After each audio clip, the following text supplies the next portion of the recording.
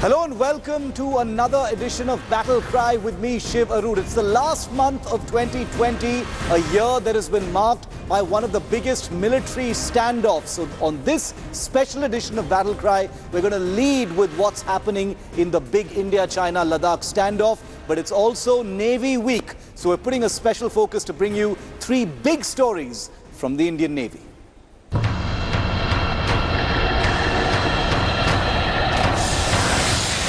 2020's biggest military standoff has gone quiet, but far from finished.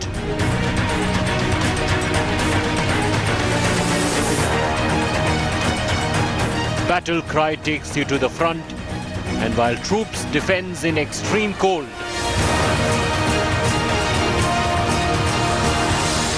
the Navy flexes muscle in the Indian Ocean. With multiple missile tests and dreams of another aircraft carrier. As 2020 draws to a close, the Indian military is leaving nothing to chance.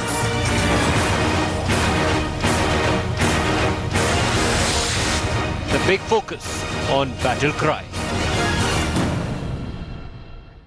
It's been 8 months of the India-China standoff in Ladakh, but you're probably wondering why over the last few weeks you haven't heard very much about what's happening in the standoff area of eastern Ladakh. Well, we here on Battle Cry haven't taken our eye off the story even for a moment. And while the standoff in extreme freezing temperatures hasn't been easy on anyone who's deployed there, there's reason to believe the Chinese are having a far worse time than the much more experienced Indian Army. Take a look.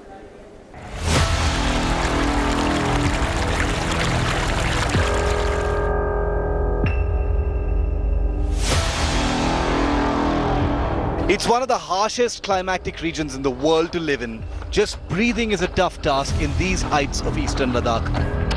But Indian troops, with their experience of manning the line of control and the heights of Kargil and Siachen, are coping with it much better than the Chinese, who are stationed across the line of actual control. From all indications, PLA troops are having a difficult time dealing with the bone-chilling temperatures. The extreme cold and high-speed winds have forced them to rotate frontline troops frequently. This while Indian troops are digging in there for longer periods.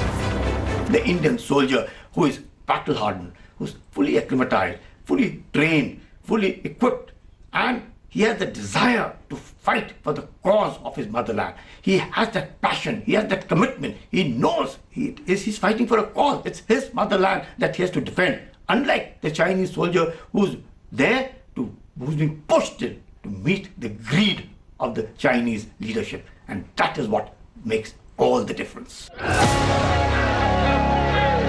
India's foresight, keeping in mind the needs of the enhanced troop deployment in Ladakh in peak winter, has worked.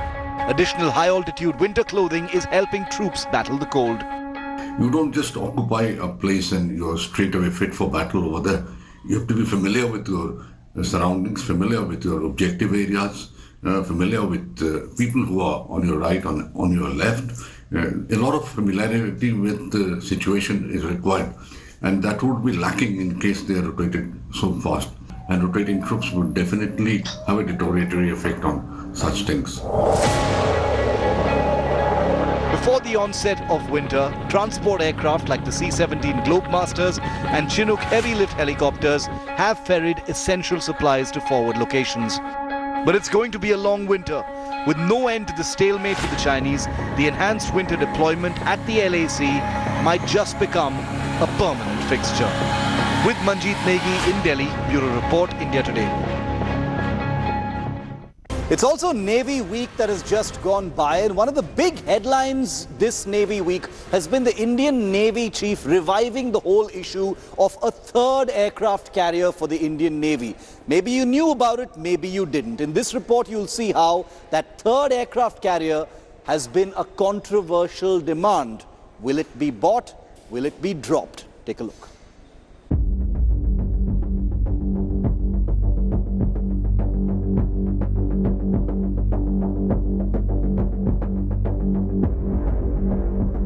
It's India's most complex and ambitious home-built warship.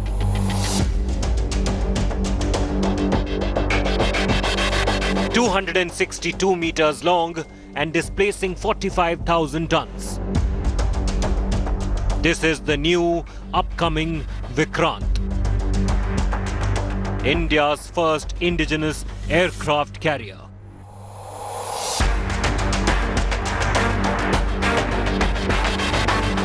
Delayed owing to the complexities involved, the ship recently completed a meticulous turn of basin trials in the Kochi harbour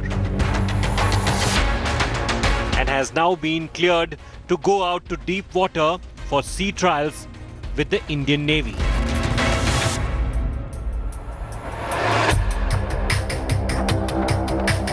The ship will join the Indian Navy's sole aircraft carrier INS Vikramaditya in early 2022. Once again, giving India 2 warships that deploy fighter aircraft.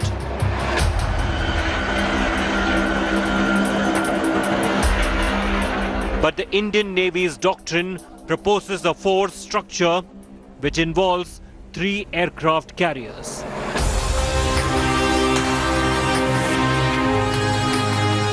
While this 3rd aircraft carrier has been in the design phase for years, plans to pursue it have recently been quaked by the effort to economize and doctrinal shifts in maritime warfare.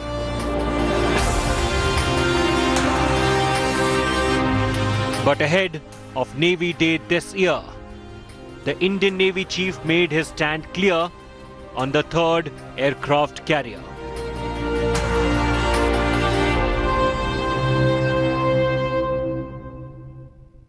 We haven't yet gone to the government for the 3rd aircraft carrier, but as Navy we are very clear that that of the utility of the carrier. The navies are all about reach and sustenance. If you are a nation that is aspirational, you want to become a 5 trillion economy shortly, you have 1/5 of the world's population, young population, and you want to do well, you'll have to go outwards, seek the world, you'll have to move out. And I for one and the Navy does not want to be a Navy that is tethered to the shore. And for that, if you require air power and you require it at longer ranges, aircraft carriers are absolutely necessary. The Navy Chief's remarks are significant in the wake of the growing influence of the Chinese Navy that has increased its presence in the Indian Ocean region.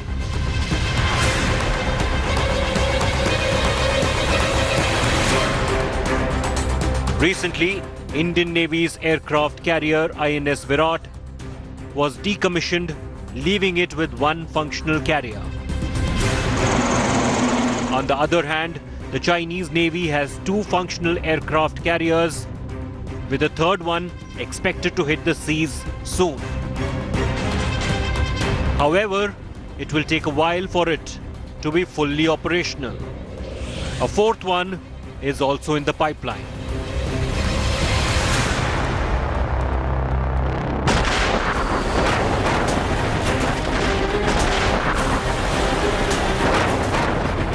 The Navy's dreams of operating 3 carriers are hinged on the idea that 2 carriers will remain operational, deployed in the Bay of Bengal and Arabian Sea, with a 3rd in reserve or maintenance.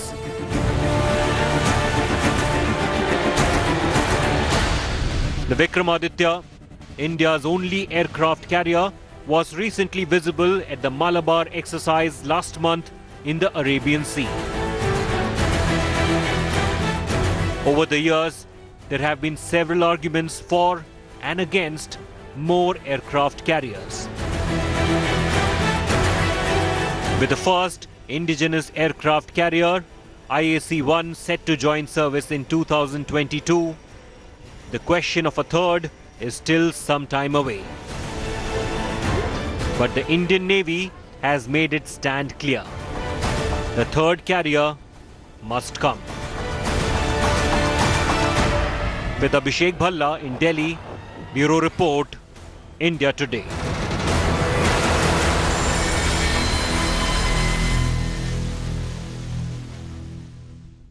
Joining me live are Abhishek Bhalla and Sandeep Unnithan, who've been tracking this story very closely.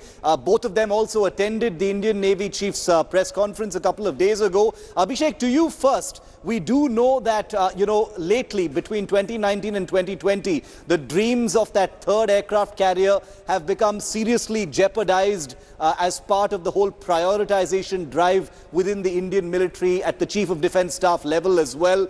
But the Indian Navy Chief making it very clear, Abhishek, that that third aircraft carrier is very necessary.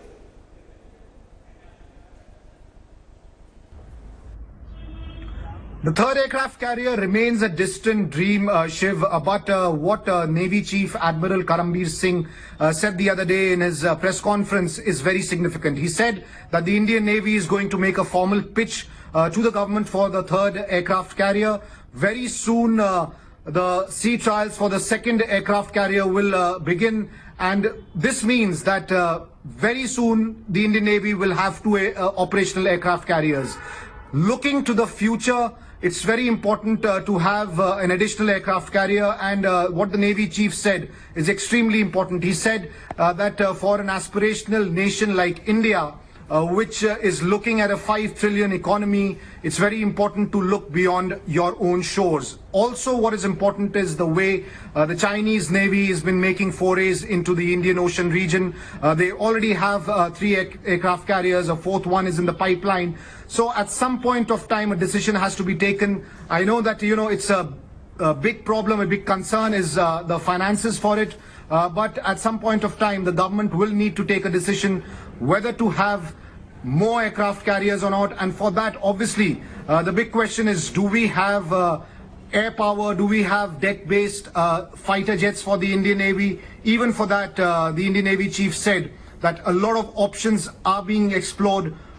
And amongst these options are indigenously designed deck-based fighter jets, which the Indian Navy is hoping will fit the bill. And Sandeep, while the Indian Navy Chief insists that that third aircraft carrier is necessary, a case has been made, by many, even sections within the Indian Navy, that there are other priorities. India will have 2 aircraft carriers, and instead of committing these huge resources into a third aircraft carrier, why not prioritize other more pressing needs like our submarine force levels? What do you think about that? Well, the Navy says it needs both submarines and aircraft carriers to make up a balanced force structure. And 2021 is going to be a crucial year when it pushes for acquiring both of these platforms. In a few weeks from now, we are told the Navy is going to issue requests for proposals for 6 Project 75 India conventional submarines. These P-75I submarines are going to be built in country with a foreign OEM and are likely to be the future conventional submarine for the Indian Navy. There's a Project 76 nuclear powered attack submarines, 6 of which are planned to be built at an Indian shipyard. These are also at an advanced design stage, and the Navy is pushing for clearance for these 6 submarines, and also the IAC-2 or the Indigenous Aircraft Carrier 2, which the Navy is preparing a case to acquire it. The acceptance of necessity, we are being told, will happen sometime next 2021, where the Navy hopes to acquire this carrier in the 2030s. Now, all of these platforms are to be acquired towards the end of this decade or the beginning of the 2030s. The IAC-2, for instance, the Navy hopes to get by the 2033-2035 time frame. Can they afford all of these platforms? They're extremely expensive. They cost tens of thousands of crores. Yes, says the Navy, that's because their acquisitions are spread over several years. It's not like you have to pay all the money in one go. There are going to be staggered payments over several years, and the Navy, even with its depressed budgets, says that it can afford to buy all of these platforms. Now, the IAC-2 is a controversial issue in the Defense Ministry. There have been voices from some quarters questioning the need for a second indigenous aircraft carrier, indeed a third aircraft carrier eventually. The Navy says that this is simply non-negotiable. Well, the story is definitely not over on those aircraft carriers. We'll have to see where this actually goes, and we'll be tracking it extremely closely. Thanks, gentlemen, for being with me here on Battle Cry. Thank you. If you've been watching previous episodes of Battle Cry, you've seen how we've been feverishly tracking India's missile testing season. Over the last couple of months, in fact, a large number of missile tests have been happening. Well, in the days gone by, the Indian Armed Forces, all three of them, the Navy, the Air Force and the Army, have been conducting a quick spate of tests in combat mode of one of India's most formidable weapons, the Brahmos Missile. Take a look. 5, 4, 3, 2, 1, now. 1. The unmistakable roar of Brahmos. India's formidable supersonic cruise missile, built for anti-ship and land attack, has just seen a blaze of combat tests out in the Bay of Bengal. 3 island tests by the Army and Air Force, all of them bang on target. And a 4th by an Indian Navy destroyer in the Bay of Bengal. These weren't development tests, but practice combat firings by the forces themselves. Screaming into the air, this supersonic cruise missile is the fastest weapon in India, and one of the fastest in the world.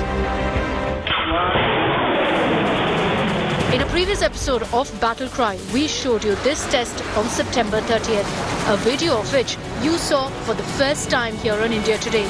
And it wasn't just another test of the Brahmos missile. You cannot tell from these dramatic pictures, but the weapon being tested here is a beefed-up Brahmos.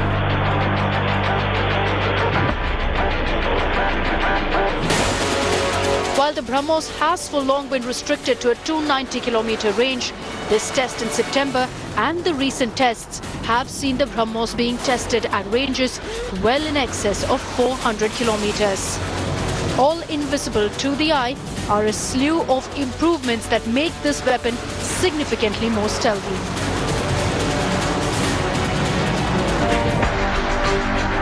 With this range extension, several more targets come within range of the Brahmos missile, including several air bases, military establishments and Chinese army depots in Tibet. The speed and stealth of the Brahmos also ensures very little reaction time to its targets. The Brahmos, in simple terms, is now a threat to many more Chinese targets than earlier. Brahmos missile regiments are already deployed in Ladakh and Arunachal Pradesh at this time. With the range extension updates to the missile, they get longer legs. Theoretically, every Brahmos in service can now sport an extended range, including the Brahmos on Indian Navy warships.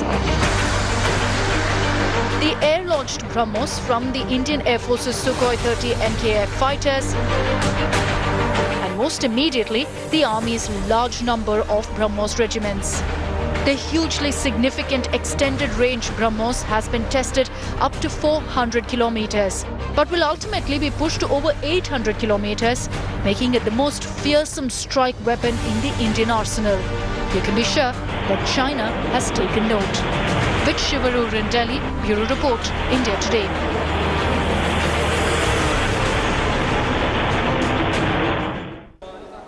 And finally, on Battle Cry this week, we do have to tell you and remind you that a search is still on for a missing Indian Navy pilot. Commander Nishant Singh, who was one of the pilots in an ill-fated MiG-29K fighter jet that took off from the Vikramaditya aircraft carrier and then had to be abandoned at sea. One pilot was recovered safely. Commander Nishant remains missing. The search is still on.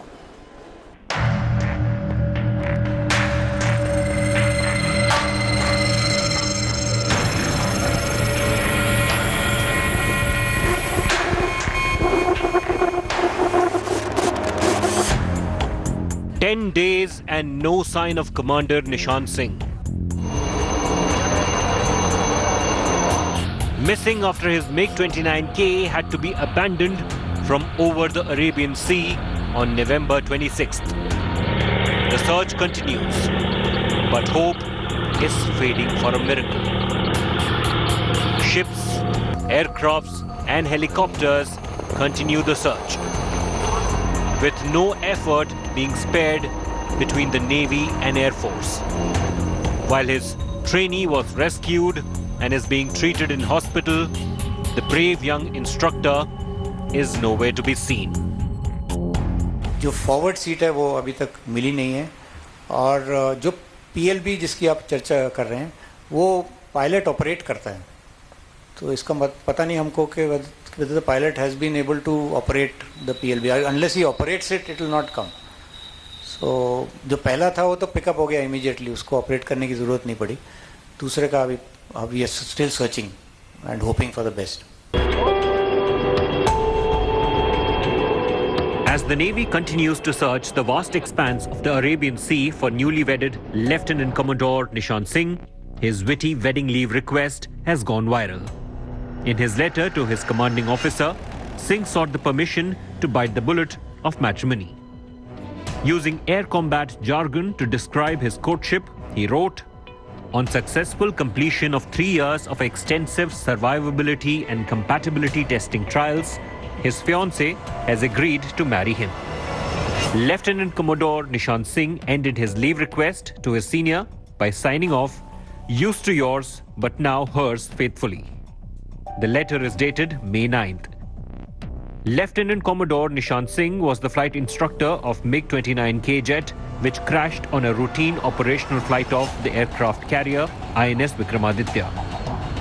Singh, a qualified flight instructor and a highly experienced pilot, is missing since Thursday evening. According to the reports, the fighter made an uncontrolled descent into the sea. It's not known if the second pilot managed to eject. Indian navy ने जांच committee बिठा दी है, अब वो ही इसके निर्णय पे पहुंचेंगे हुआ क्या है. अभी तो पहला तो टास्क जो नेवी कर रही है इस वक्त जो प्राइम इंपॉर्टेंस है कि दूसरे पायलट जो कि कमांडर निशान थे उनको ढूंढना है, कहाँ हैं वो. If he did manage to eject, Singh's flight suit has flotation device as well as a personal emergency locator beacon.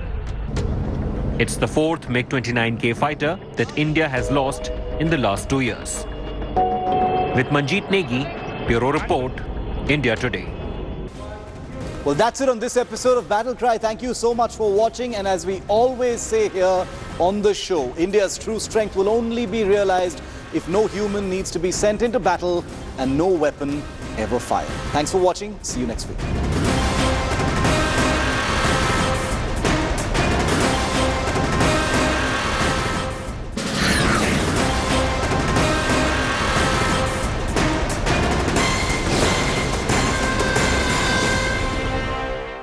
Hello everyone, this is Rahul Kamal here. Hope you enjoyed this video.